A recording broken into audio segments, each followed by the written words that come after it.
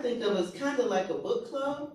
It's a group of people who share values who come together. In our case, we pool our charitable dollars and make grants to the community. So we wanted to make our circle as accessible as possible. So our circle agreed that $365 is what it takes to be a member. I mean, it's pretty simple, pretty accessible, $1 a day. So if you want to have impact in your community, if you want to make a difference, surely you can commit to $1 a day. So we did that 16 years ago. And in fact, just celebrated our 16th anniversary in early June. And I have a couple of members here with me today. So I do want to acknowledge Valaida Fullwood, one of our founding members, my sister that you met earlier. And then also Charles Thomas, who's affiliated with Knight Foundation. And before Knight Foundation, he was affiliated with NGAAP.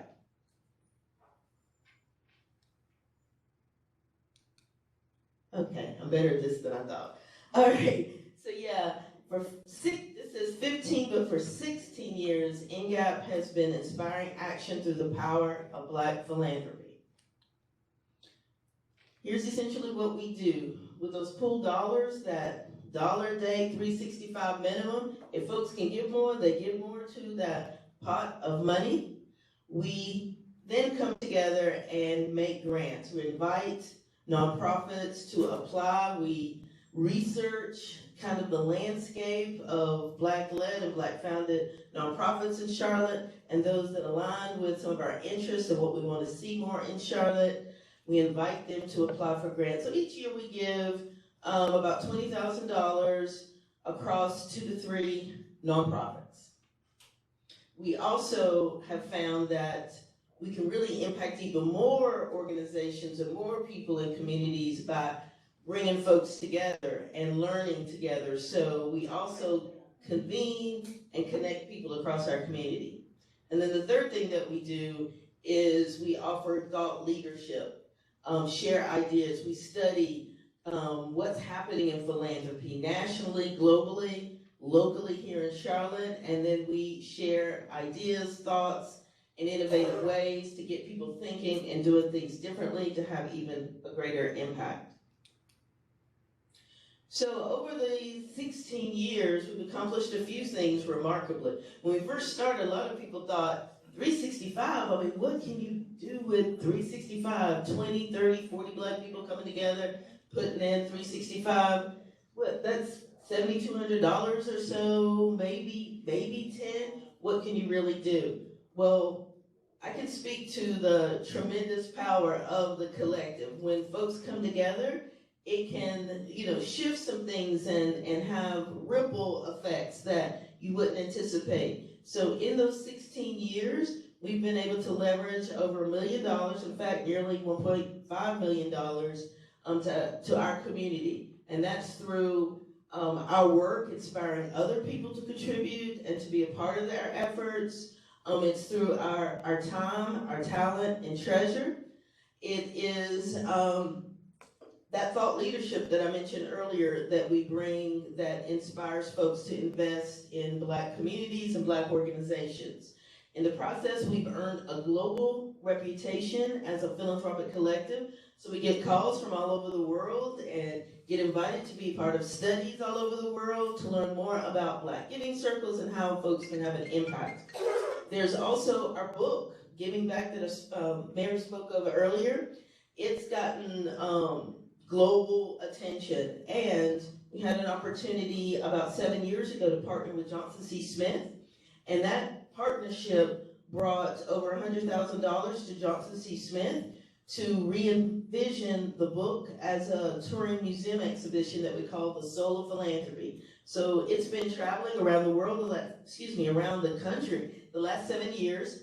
It's been to 31 cities and communities, and it is a vehicle for folks to re-engage with philanthropy, to see philanthropy differently. A lot of us have really narrow thoughts about who can be a philanthropist or what a philanthropist is, that you have to win the lottery or be a professional athlete or Oprah to actually be a philanthropist. But if you look at the root meaning of the word, love of humankind, it's all about love and investment in causes and people that we love.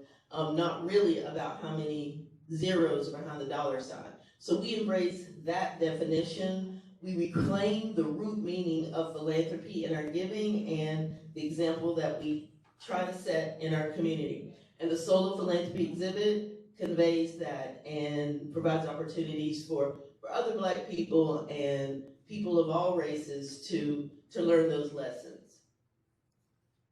One of our biggest focuses is around strengthening under-resourced, understaffed, Black-founded and Black-led nonprofits. So that's no surprise to most of you. Many of you are part of, have founded, or serve on the board of nonprofits across the country, across our county. So you know that more investments, financially and otherwise, are required to strengthen our organizations and our communities.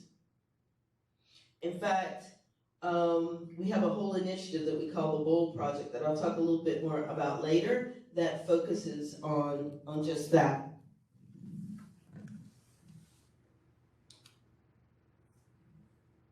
We also collaborate a lot. We really saw a need for more organizations to come together and share resources that have the kinds of impact that we want to see in our community. So at every turn, we look to partner with other organizations to do the work in our community. And we lead observances of Black Philanthropy Month.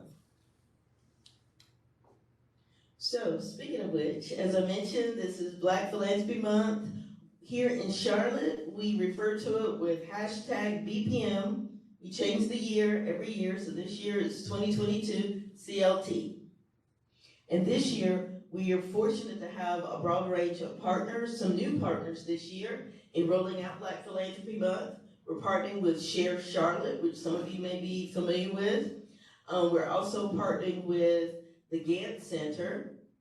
We're partnering with AFP, or the Association of Fundraising Professionals, here in Charlotte, the Charlotte chapter, QCD Metro, and also Friendship Missionary Baptist Church.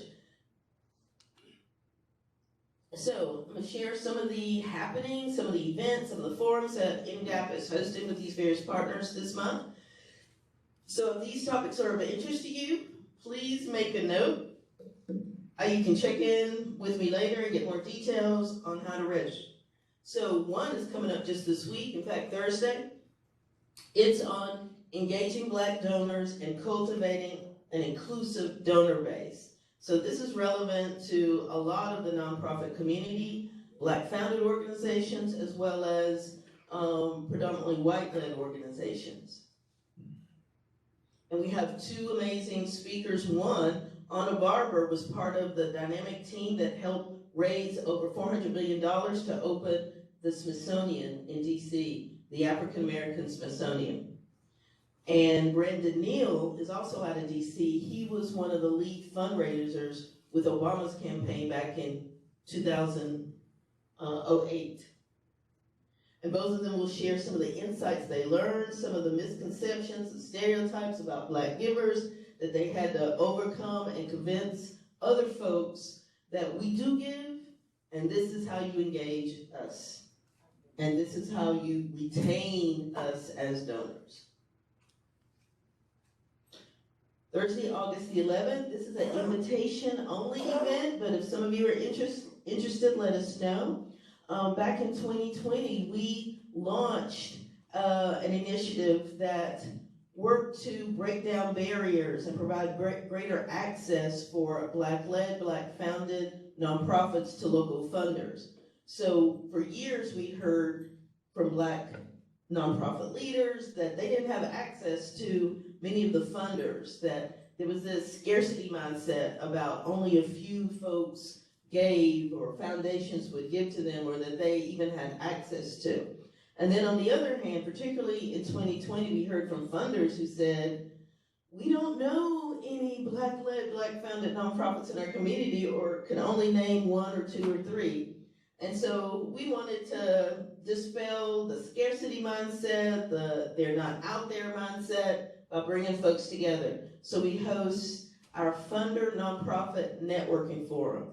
And it's not an opportunity to come pitch or ask for money. It's more of just relationship building and making connections to folks that previously had limited or no access to each other. So we host this forum for the first time this year. It's going to be in person at the Mint Museum. After the networking forum, we have a lecture. We have a leading thinker and writer and grant maker out of DC, Nathaniel Chioke Williams, to come and talk about racial equity. He's a leading researcher on that topic. His foundation is doing phenomenal work on that area. He leads the Hill Snowden Foundation, which is a family foundation, a white family foundation that back in 2015, had an epiphany and wanted to do more and have greater impact to address some of the racial injustices we experience as a nation. And so they totally shifted their focus. They hired Nat. He leads the grant making and work of Hill Snowden Foundation. So he'll come to Charlotte and share some of his insights with us on August 11th. And then, in true NGAAP fashion, we like to party when we come together, particularly when we're inviting Black folks to come together, that we can socialize and have a good time and eat good food. So we're going to do that. So all that's taking place at the Mint Museum next Thursday. Now this event takes us out of town, but you can tune in virtually.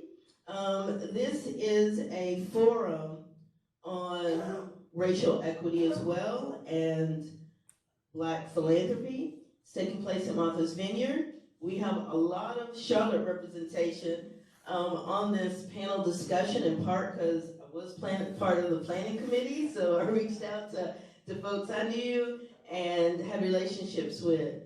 So I hope all those people in New England are cool with a lot of folks with Southern accents coming up, sharing our stories about giving. So the panel includes Bakari Sellers, who's a resident of Charlotte, even though he has roots in South Carolina, our own mayor, Valaus. We do have a Bostonian, Akiba McCrary, who leads the new Commonwealth Fund, which is a public-private partnership to invest in Black and Brown communities. I'm serving as a panelist representing NGAAP and the story of collective giving, how we come together, pool our funds, and have impact as Black folks have done for centuries. And then we also have John Jackson with Schott Foundation, which is a Boston-based public education funder, but John also lives in Charlotte, and he's a member of NGAAP. And I think I must have pulled up one of my older flyers because we also have one other person that says Asahi Pompey, but Asahi won't participate. We have Aisha Alexander. Yeah, who's Vi's daughter? I'm keeping that on a low profile again. It's a family affair, a Charlotte affair on Martha's Vineyard. And then the other happening toward the end of the month that we always get excited about, and really is what it's all about. This work is about bringing greater resources to support Black communities and the nonprofits that serve our communities. And so at the end of the month, on August 28th, we generally do what we call CLT Gives Black. This year, 28th falls on a Sunday, so we decided to make it a weekend affair, and we have the weekend edition that will go from Friday through Sunday. This is a chance, an opportunity to connect with a local Black-led or Black-founded nonprofit that's doing the kind of work that you want to support, addressing causes you have an interest in, and contribute financially to that organization. So it's a big give, a big community give, a show of love and support to our Black founders and leaders at nonprofits by investing in them financially. It's also when NGAAP announces its grants for the year. So we'll announce at least $20,000 of grants to nonprofits we're supporting this year. Also, make note, we turn the city green. Every year, the city corporate groups light up the building in green. It's a show of money, what else? And I'd love to see it is vibrant and impactful as that beautiful photo in terms of the investments that are made on that day or during that weekend to Black-led nonprofits. So that sums up, well, no, actually one more. Let's see. Yes. This year on August 30th, in partnership with the Gantt Center, we're hosting a book talk. So Tyrone McKinley Freeman is a professor at Indiana University's School of Philanthropy. He wrote a book on Madam C.J. Walker, and it's on the gospel of giving and women's philanthropy, Black women's philanthropy in the era of Jim Crow. And he's going to come talk about the roots of Black philanthropy and its power and impact today. So check that out. Please come out to the Gantt Center and hear from Dr. Freeman. All right. I'm going to share a little about the study that NGAAP did. As you've heard, I'm talking a lot about investment in Black-led and Black-founded organizations, and the BOLD Project is our initiative to help elevate that. It provides a framework for us as a philanthropic collective, but it's also a call to action for the community.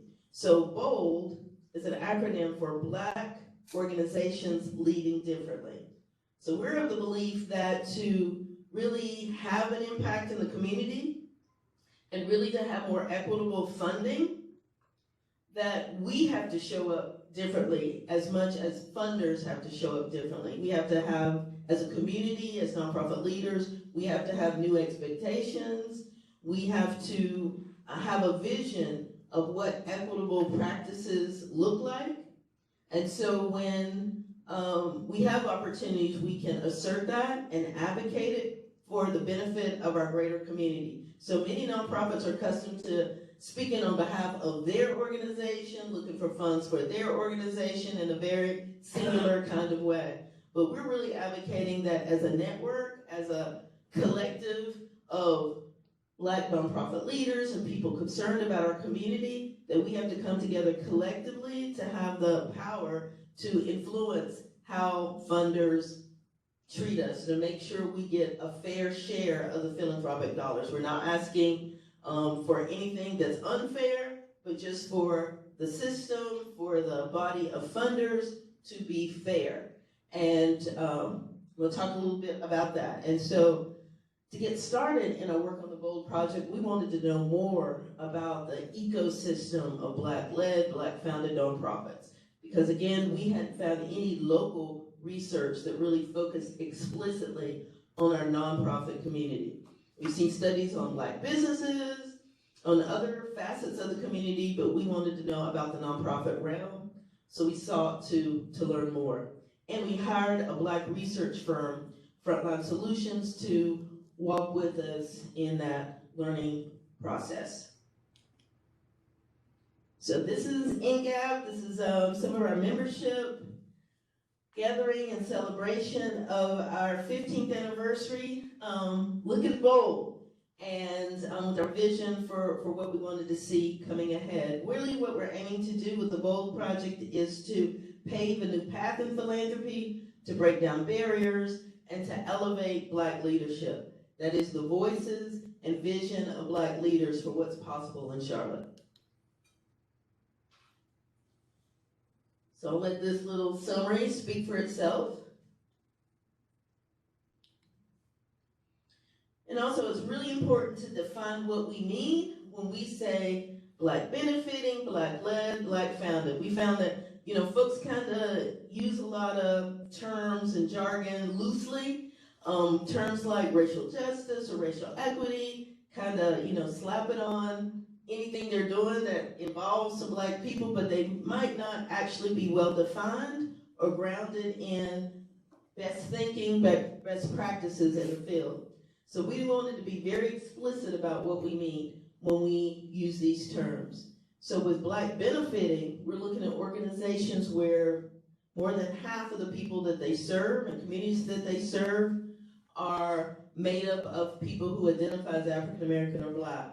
With Black-led, we're looking at the leadership It's not just one individual leading the organization, but the entire organization in terms of top leadership, executive leadership, makeup of the board, people that identify as Black or African American. And then the third, Black founded, established by people who identify as Black or African American. And why this is important, it's not just Black for Black's sake, but when you look at history, any societal gain and progress since abolition and even before has been led by Black-led, Black-founded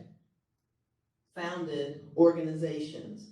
And not only did we lead societal changes in America, but that benefited Black people, but it also provided opportunities for everybody.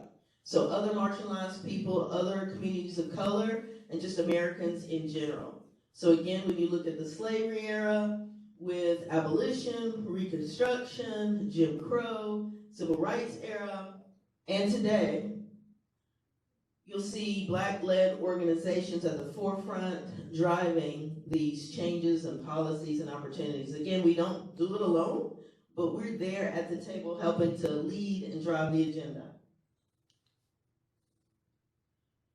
So yes, while the organizations we fund fit into any or all of those three categories I just mentioned, ultimately our priority as grant makers and leaders in our community is this: groups having a predominant Black or African American identity, majority Black or African American stakeholders, board members, and or staff leadership whose primary purpose is to build an economic, social, and or political power to uplift Black communities and to ensure they thrive. So we have a very specific agenda. We've laid it out here. This is really what we aspire to see in our community, and we really think this is key to creating a more equitable and fair and just community. Also, when we talk about power, different people perceive that term different ways. That quote at the top from Rashad Robinson sums it up, and what I hold in my mind, and it's easy for me to remember, is that power is the ability to change the rules. And that's it in a nutshell, and we want to see more of that in our communities. When you think about that definition, you see examples of power in various places, and we want that wholesale across Black communities. We don't want to take anything away from anybody else. We just want that ability, particularly to change the rules about things that affect our daily lives and have an impact on us and our families and our communities. So with the BOLD project, it breaks down into 4 main pillars of work that help focus NGAAP in what it does in advancing this racial equity work. So one is around funding. We're advocating for greater dollars invested into Black-led, Black-founded nonprofits, and that these funds are unrestricted resources, not limited to specific programs, because again, that hamstrings folks and kind of boxes you in on what you can do. Trust us, invest in us, give us the resources we need to hire staff, to build infrastructure, to deliver impactful services and programs. Look at the whole organization, not the myopic focus on a specific project or program. So that's one thing we're advocating. We also want to develop stronger leadership among Black founders and nonprofit leaders so that collectively they can be their own advocates for racial equity in funding. So we bring folks together, we provide speaking opportunities. Many of the programs I just shared that are happening this month are aimed to do just that. Strengthen leaders around engaging Black donors to support their work. Strengthening leaders about framework and principles around racial equity, like the event on August the 11th. Strengthening folks in the history and legacy of Black philanthropy, like the talk on August 30th at the Gantt Center. And then the other is our stories. We need to share better stories and lift up our stories and provide platforms to hear from our community directly, authentically, rather than having other folks filter our stories and tell stories on our behalf. So we try to provide platforms and places to hear directly from nonprofit leaders. And in fact, this month, in our partnership with Q City Metro, we are featuring over a dozen Black founders and nonprofit leaders, giving them voice for what they like to see in the community, what their hopes are, what their beliefs are, and information on the nonprofits that they lead. And we'll be doing that daily. We launched one today that's featuring a youth development initiative with Daryl Bago. And we'll be doing that more or less daily. We have some really gorgeous photography that Alvin Jacobs captured with each of the leaders, a portrait of them. So that will be featured along with their thoughts and some information on their organization. And then fourth, it's about networks. So again, we found in listening to Black nonprofit leaders that folks are focused on their mission. I mean, they're doing this work because they're passionate, they have values around seeing change, they're focused, we acknowledge they have limited resources, so they don't always have time to collaborate and meet up and do a lot of things, but they could benefit from a stronger network of peers to reach out to get ideas from, to share resources with. So when we can, we try to cultivate a stronger network of Black founders and Black nonprofit leaders. The event on the 11th is an example of that, with some networking, some learning together, and some socializing together over food and wine and beer. We found that to be really helpful for NGAAP. I mean, that's what we enjoy doing. We get together over a meal. We like to party every now and then, maybe do some wine tasting, and we're kind of like family. And that's one of the joys of being part of the circle for the last 16 years. All right, so I mentioned we engaged in this bold research. So we wanted to learn more about Black nonprofit leaders. I mean, we've heard the anecdotes, we've had conversations, we've seen some limited information, but we wanted to know more. We had some key principles about that. We wanted it to be Black-centered, so as I mentioned, we hired a Black research firm. We wanted it to be opportunity-focused, like so much about our community is about what we don't have, about the deficiencies, about the gaps, and while that's important, we didn't want to center this report or this study around that. We really wanted to look at what opportunity exists. So just kind of flip the coin and look at it that way, the flip side, which is around opportunity versus deficit and gaps and loss. And we also wanted it to be actionable, not just a report for report's sake, but something that gave us information we could act on, not only as NGAAP members, but provide to the community for them to act on and engage with us. So in the process, we heard from over 100 respondents, which really shocked us and shocked our research team. We really didn't know what the response would be. By some accounts, folks only thought maybe there were 20 or 25 organizations that fit the categories we're looking at. But in NGAAP's early research, we found over 300. So that's the net that we cast, and a third replied back. So we felt very fortunate to hear from such a broad cross-section of nonprofits in our community. And so in that study, 5 themes emerged. One is around the values of these leaders. That's really noteworthy. The connections that they have to the community and the people that they serve, the cultural competence that they bring to their work, and skill set that they bring to their work, and then their commitment.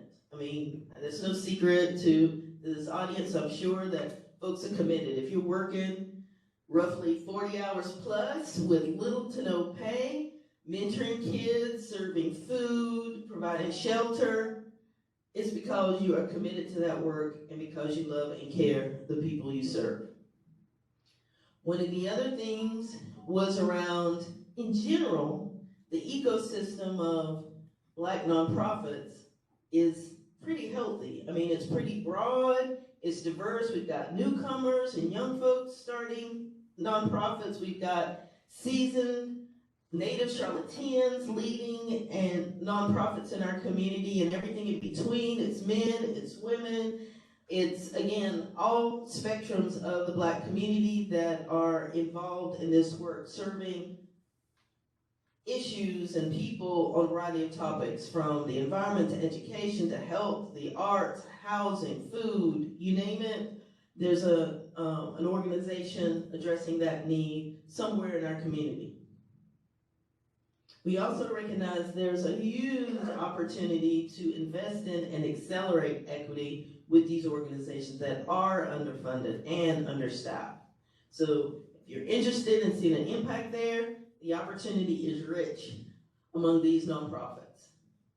We also noted the impact of race and power dynamics in the experiences of these leaders. And so we are a southern city, we are a banking town, so these facts should not surprise anybody. But what we did learn that it did turn a mirror on the Black community specifically on what we can do more and how we show up for these organizations. So it's a call to the Black community as well as the broader community.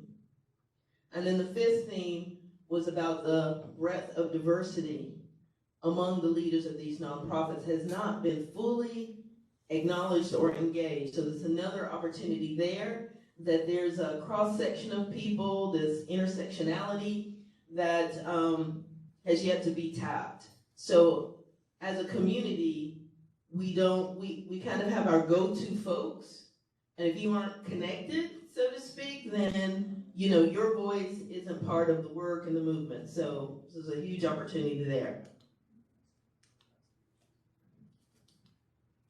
All right, so I'll just pause and let you read this for yourself, but this is some of the actual quotes and comments of participants in the survey that included interviews as well as a written survey that they responded to.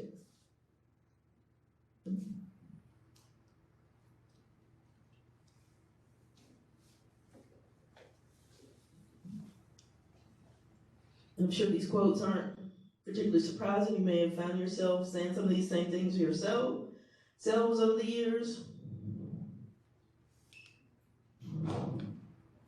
Here's another. I love this one. It just says it point blank.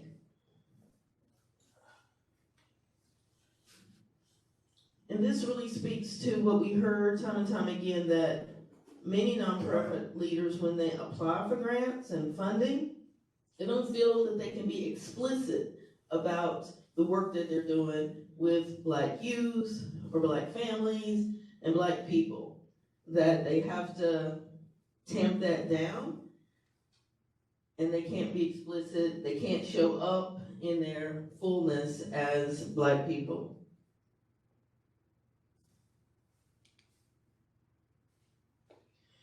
So this one, I'll drill down a little bit. I mentioned earlier one of those themes was about the impact of race dynamics.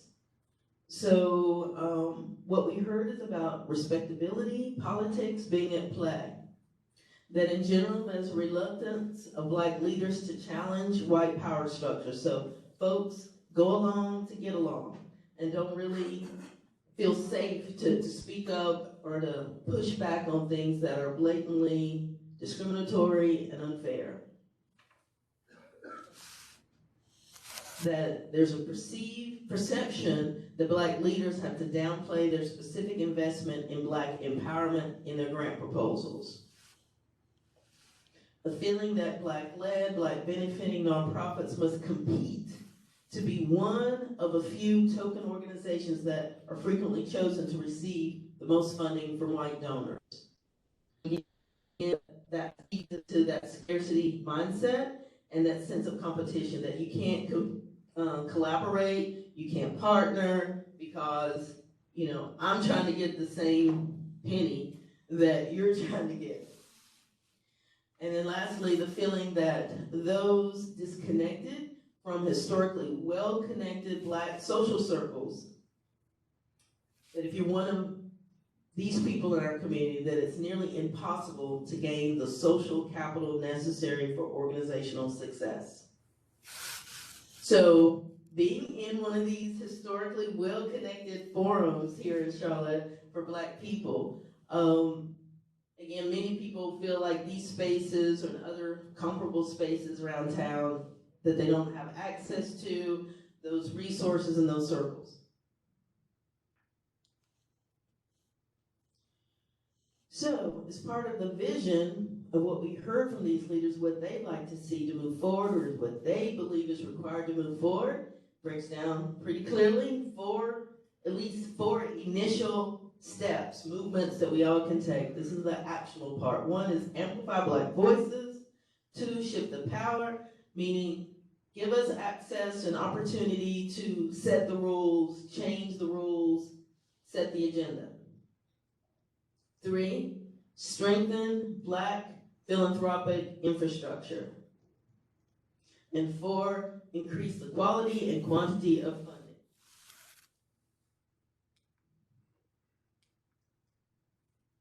So again, another word from our nonprofit leaders.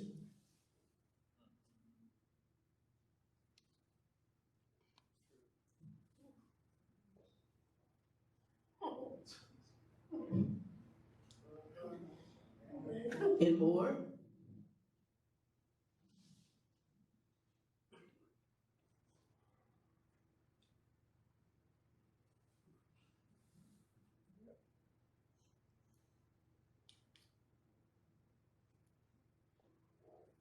So again, the vision for moving forward, these 4 main points, and more input.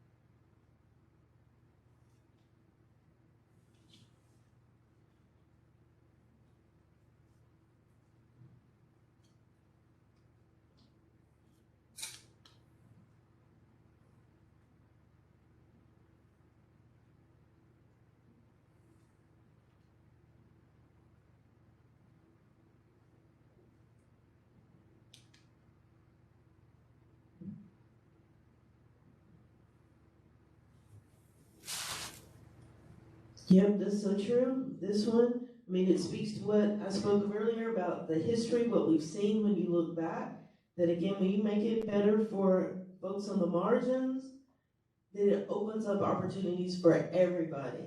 So this isn't only about Black-founded, Black-led nonprofits and their leaders. It's really about our whole community and accessibility and fairness. And I think sometimes folks lose sight of that. So when you talk explicitly about Black work, you get the, well, what about Latinos in a community? What about the gay and lesbian community? What about, well, particularly here in the South and in Charlotte, many of the systems and barriers that have been created were created to keep us in our place. So when you free us, everybody gets liberated in the process. So this quote offers a little inspiration for us that whatever you can do or dream, you can begin it. Boldness has genius, power, and magic in it. And I do believe that, and our little 14-year history with NGAAP has shed some light on that or provided examples of that, and I believe that NGAAP's work and our community's work around racial equity, that we're a banking town, there's lots of resources and money and people here that we really can help lead in Charlotte, not only to benefit our community, but provide examples for what other cities and communities can do for fair funding and to close that funding gap. So I will pause there and... Okay, and we will thank you so much. You keep the All right. microphone, but who was first? Jackie was first, and then who's next? Jackie, and then Tommy. Good morning, thank you for coming again. Good morning, thank you again. Again, thank you for coming again. So happy to have you here and a new digs here. My question is, has there been any collaboration with this new group of community engagement folk in many of the large districts? You mean the funders or The funders, but they're also, they're funders, but they have community engagement folk in all of these big organizations now, and they help determine some of that funding. what, like social responsibility folks and They call themselves community engagement folk in their organizations. Well, I will say that there has formed a funder collaborative in recent years that I think may have some representation from community engagement folks, or at least an opportunity for them to engage, that United Way helped convene. And together, the group of nearly 50 folks across the corporations went through very intentional training for 6 months around racial equity in philanthropy and how we can, as a community, show up differently, and as funders show up differently, and engage differently.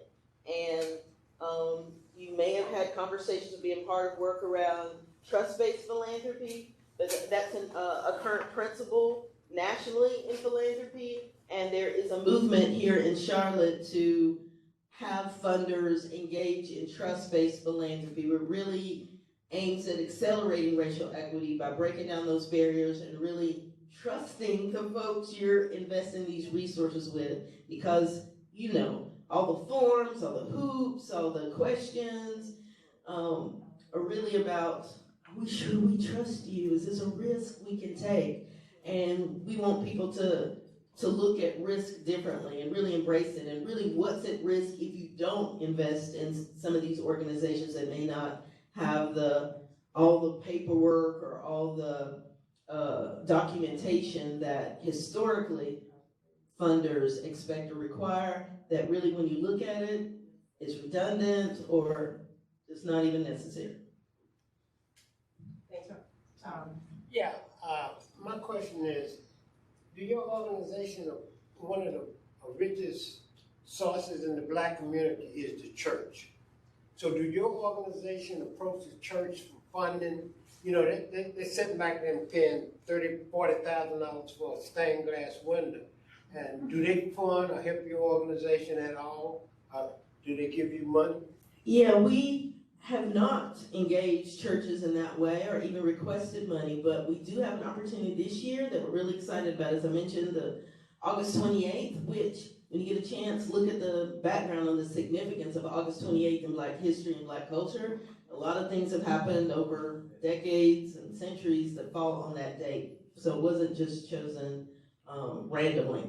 But this year, because it fell on a Sunday, we thought, hey, there's an opportunity to engage with Black church for the very reason you mentioned, their history, and being the philanthropic source historically for Black communities. Some people say that the original community foundation was Black church.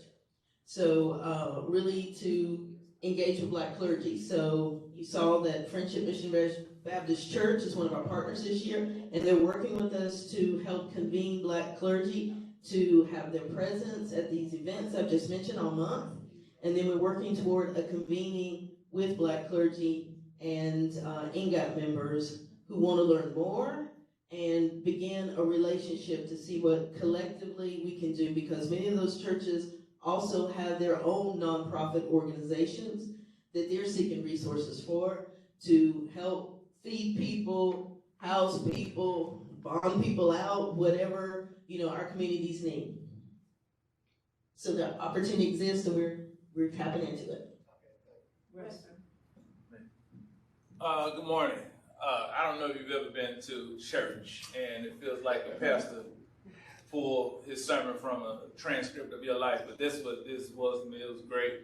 I thought I was alone in some of the things you mentioned in this presentation. It was very comforting, and you sold me, and I wanted to know, and I know it could be a conflict of interest.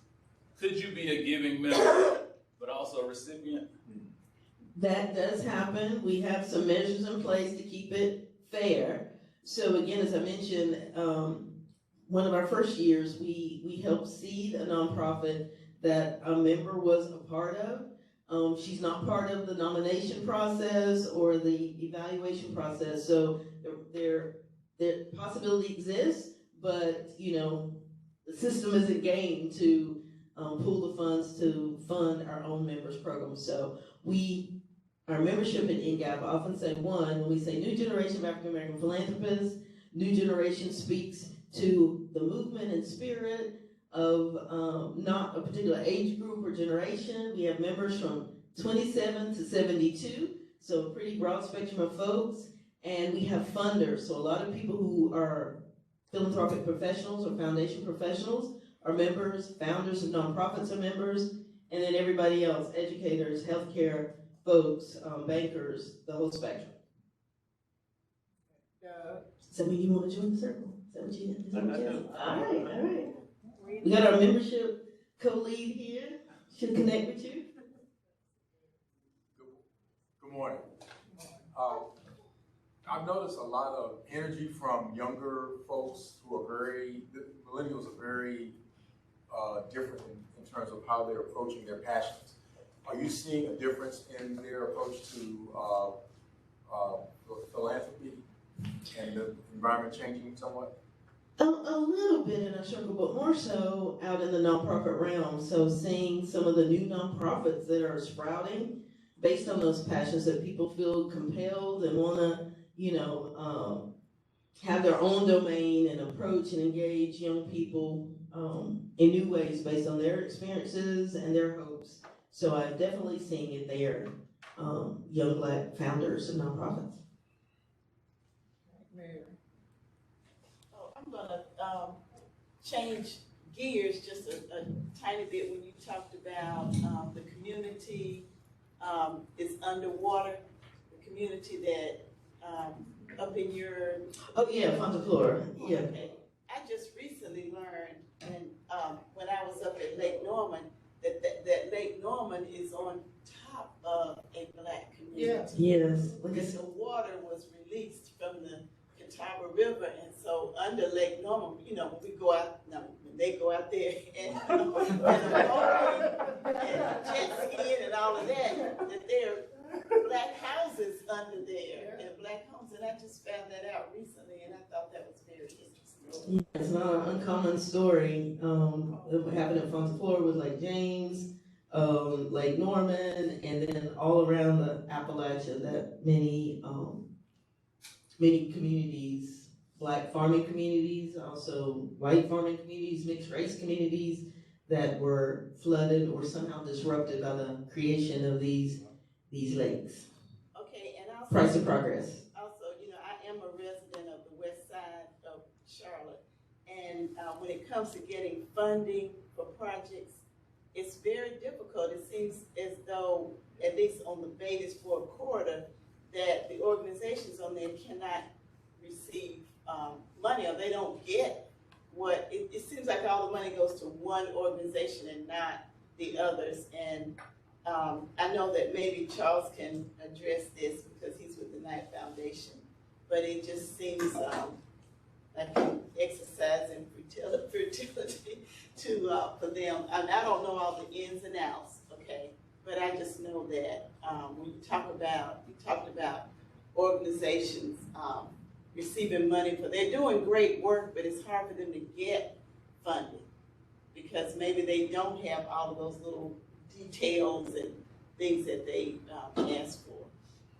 Right. I would say one of the things is that while we are pushing the agenda for funders, most of which are predominantly white funding organizations. Push and part of Black Philanthropy Month is really about Black communities and Black people. And while I'm not always convinced that funders will do right by Black communities, I think certainly folks can do better, but they never may do what we call the right thing, that an opportunity exists for us, because we got us. So how can we better spend our dollars in supporting organizations like some you've referenced, because funders may never come through in the ways that we need them to. Okay. The lady in the white jacket, I'm sorry. Oh, I was, real simple question. Do you have that research that I just looked on your website? Yes, we haven't fully released the full report. This was the highlights piece that we can share with you.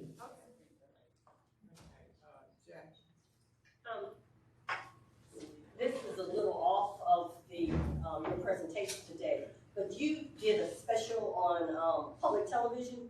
Can you talk just a minute about that? Oh yeah, I talked about it earlier, I think, before you came. Yeah, the Catawba 100 documentary. Yep. I did what you told me to do. I did mention it. I have a question.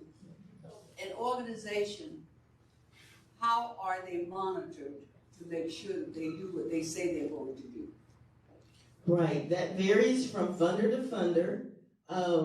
We really are looking with the trust-based philanthropy and really building a relationship and working with the organization on what they want to measure and what matters most, because many of the things that funders may want to know or expect aren't in line with what the organization values as a priority and what they can measure. So increasingly, funders are doing evaluation and assessment differently and exploring ways to build a trusting relationship that does have some accountability and responsibility, but not as high a bar and not as high of a burden on the organization to, and more reasonable expectations on what people can do or organizations can do with the resources that they have to address issues that are long running and deep.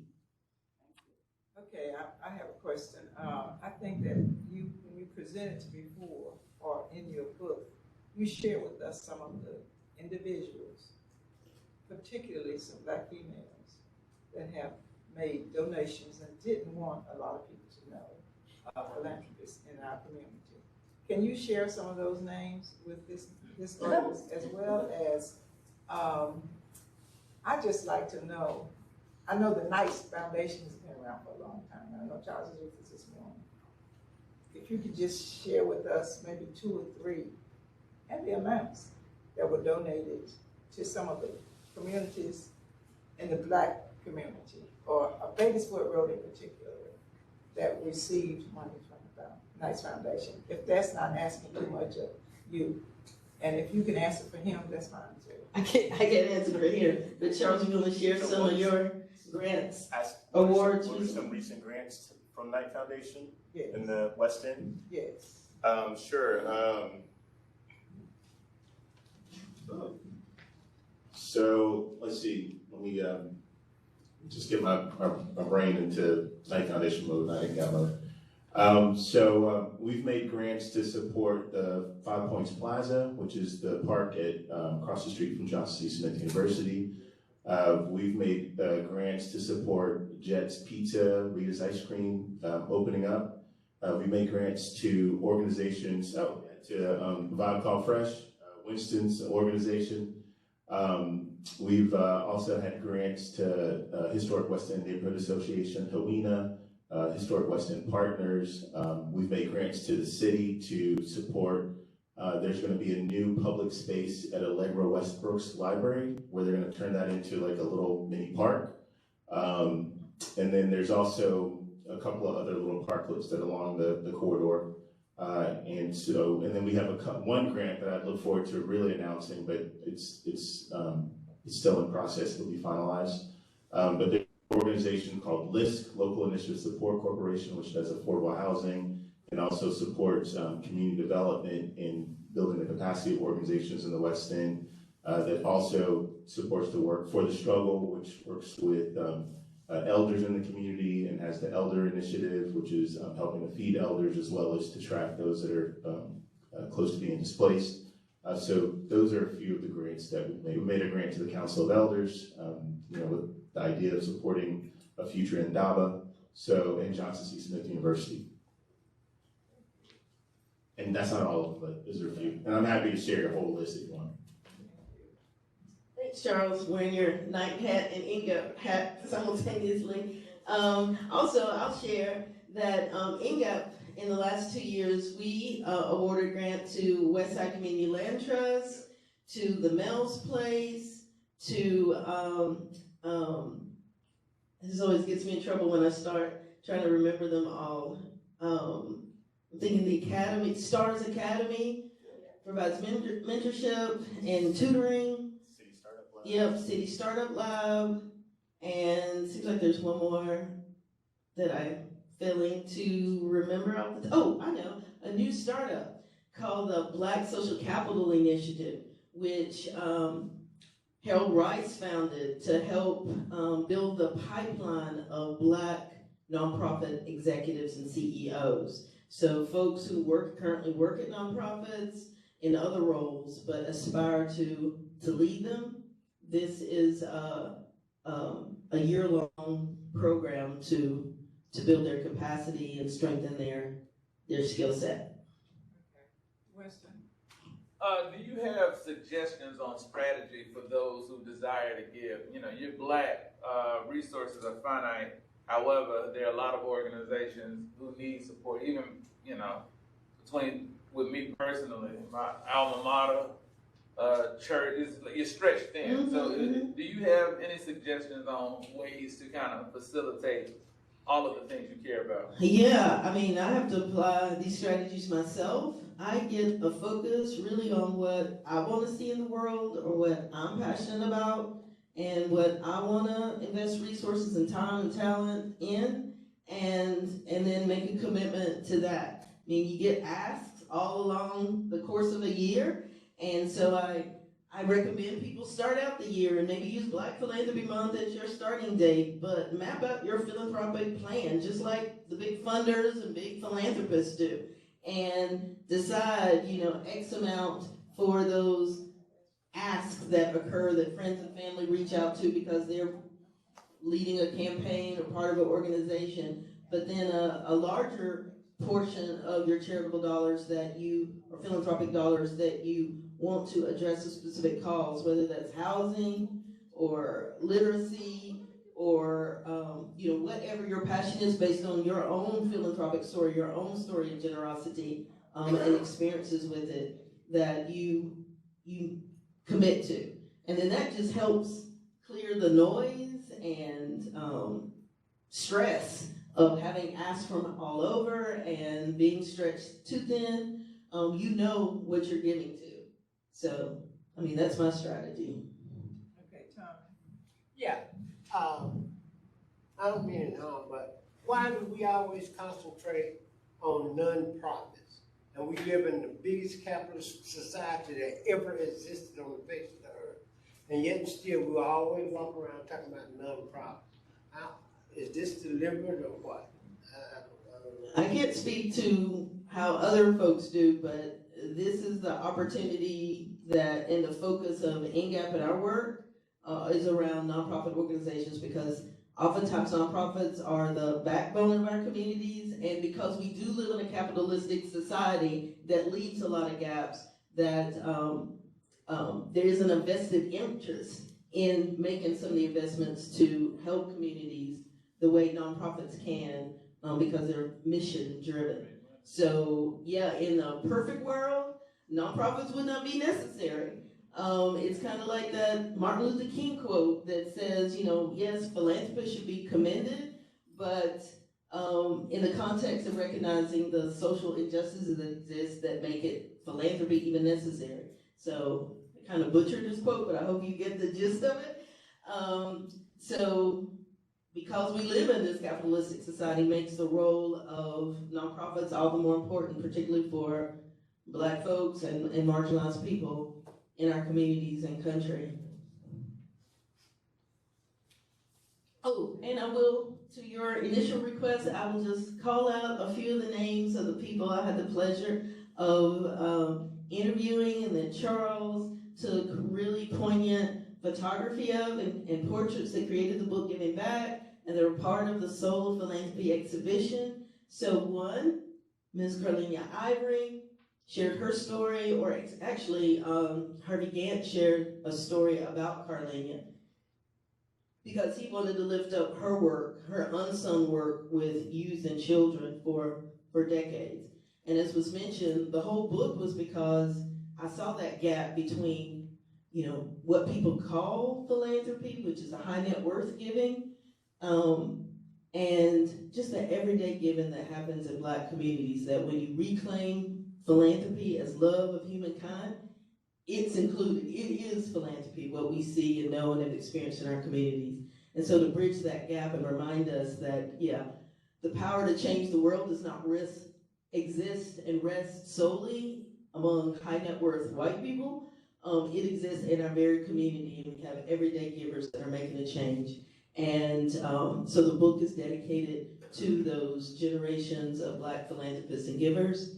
Ms. Carlenia was one of the people featured. Ms. Elder, who's now passed, is one of the stories that was featured. Ms. Mary Harper, or Dr. Mary Harper, again, was one of the stories featured, who's now passed. I'm trying to think of, Miss Brayboy is featured in the book. Mr. John Crawford is featured in the book.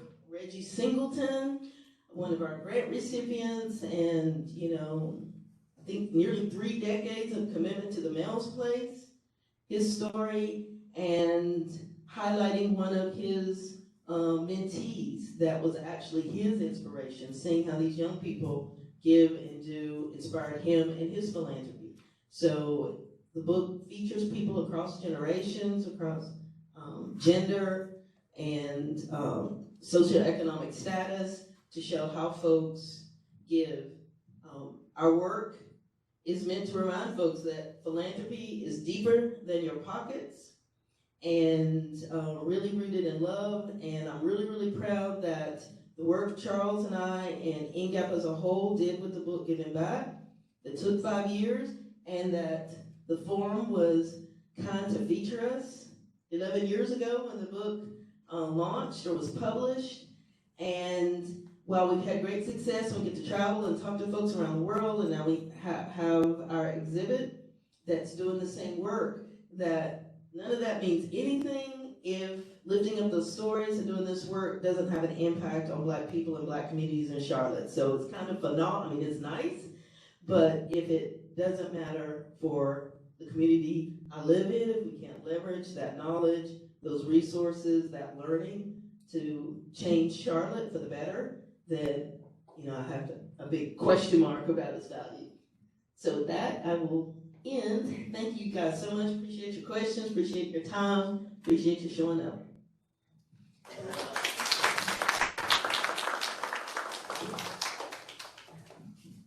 We want to thank you so much. This was just wonderful.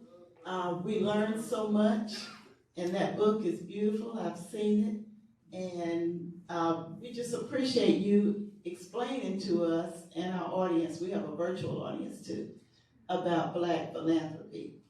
Thank you very much, and please come back.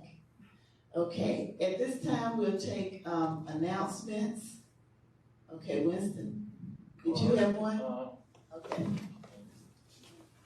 If you have an announcement, you can come up and make your announcement. Good morning, Forum.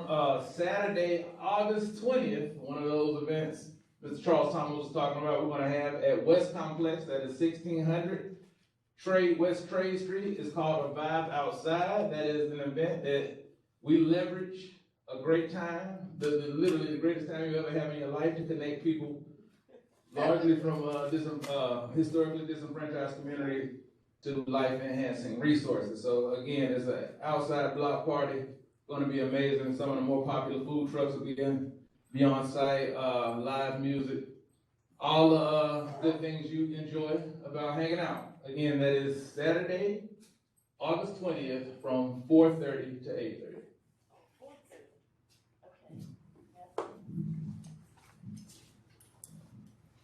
Good morning. I am happy to announce that the Black Women's Caucus will be holding their annual Blackberry Brunch again. We have been missing for a couple of years due to the pandemic, but we are back.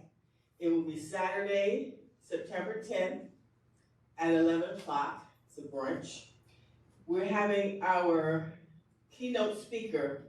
Our theme for this year is Women Who Lead, and we're going to have Fan Farah, who owns the county newspaper, and we're going to be hosted by Janine Davis. Tickets are $50. We hope everybody will support us. It's a good time. We will have different cuisine this year. We are having brunch. It's still breakfast and lunch, but the caterer for the event is an African woman. She's also hosting it is also her venue that we're going to be at. And we're really proud of that as a Black Women's Caucus group, that we have a Black woman who is going to be doing it. She is going to add to our usual fare some very unique African dishes. So we're really looking forward to the menu this year. I hope to see all of you there. Are we gonna have Blackberry? We will always have our Blackberry brunch. Blackberry cobbler, I'm sorry. We will always have our Blackberry cobbler. We told her that because they're not necessarily in season, so we told her she needs to get them now and freeze them for September. Okay. Thank you. What is the name of the venue? It's the Freedom Hall. It's on Allegheny Street. Yeah. Really lovely, lovely venue. Oh, okay, thank you. Anyone else have an announcement? Yes, it's the old Blockbuster that's right beside the high school. Okay. I'd like to announce that tonight is National Night Out. Hope you will take an opportunity to go to one of the sites to interact with your neighbors. The other thing is the Rosa Parks Market is open again. It's at the same place it was last year on Tuesday afternoons. They have a new manager, but of course Reggie Singleton is still pretty much over it with the alignment with the health department. Hi, good morning, y'all. My name is Kylie Marsh. I'm a reporter with Q City Metro. I know I haven't been in attendance every week here, but I wanted to make my presence known. I am hoping to connect with members of the West End community to tell your stories and give a voice to you in the newspaper. So I will gladly give my contact information to y'all if you need, or you can always give it to me, but I just wanted to let y'all know if you have any ideas of stories or things I should be writing about. That's my entire job, is to cover the West End, and I would like to improve in my coverage of the West End, so please get in contact with me. Thanks. Okay, so Winston. You give her. Absolutely. Okay. So be sure and connect with Winston Robinson right here. Okay, do we have any other announcements? Anything for the good of the people? Okay, I want to thank all of you for coming. Who do we have next week? Do we know? Rocky McGregor. Oh, Rocky McGregor, yes. So he will be here next week. Please come back, tune in. For those of you who are virtual and on Facebook, we appreciate you too. So make sure that we are here next Tuesday at 8:30. Thank you. Have a great day.